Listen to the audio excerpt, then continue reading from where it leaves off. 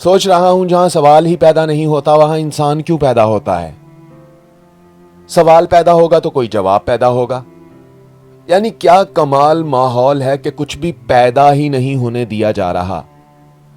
جہاں تخلیقی صلاحیتوں کی پیدائش کو ہی روک دیا جائے وہاں انسانوں کی پیدائش محض لنگوروں کی گنتی ہے اور کچھ بھی نہیں. چیخو پکار کرو گے تو مرو گے، اظہار کرو گے تو مرو گے، اقرار کرو گے تو مرو گے، اور انکار کرو گے تو بھی مرو گے. ایسے نیم غنودگی کا شکار معاشرے میں بندہ آخر کیا کرے؟ جہاں کچھ کرنے پر کچھ بھی ہو سکتا ہو اور کچھ نہ کرنے پر بھی کچھ بھی ہو سکتا ہو وہاں کچھ نہ کچھ تو کرنا چاہیے.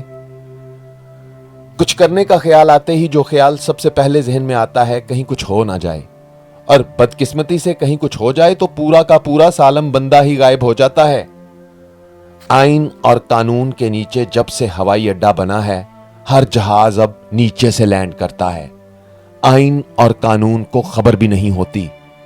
ذہن میں ایک دم سے خیال آیا اب تو محاورے بھی بدل گئے ہیں. یعنی ہارن جتنا مرضی تیز بجاؤ قوم بے ہوش ہو چکی ہے نہیں اٹھے گی. پتہ چلا پہلے جو قوم سو رہی تھی اب وہ بے ہوش کر دی گئی ہے. اس کے بعد مدہوشی آخری سٹیج ہے. پھر سوائے وینٹیلیٹر کے اور کوئی حل نہیں بچتا. میں نے پوچھا کیا قوم واقعی بے ہوش ہو چکی ہے؟ تو جواب آیا قوم وینٹیلیٹر پر ہے پاگل. بے ہوش تو وہ اسی دن ہو گئی تھی جس دن کسی نے پہلی بار آ کر کہا تھا میرے عزیز ہم وطنوں ایسے سوئے رہنے سے تو اچھا ہے تم اگلے 100 سال کے لیے بے ہوش ہو جاؤ. تو گویا ہم 100 سال تک یوں ہی بے ہوش رہیں گے اور پھر شاید کوئی آ کر ہمیں وینٹیلیٹر سے اتارے گا دفنانے کے لیے.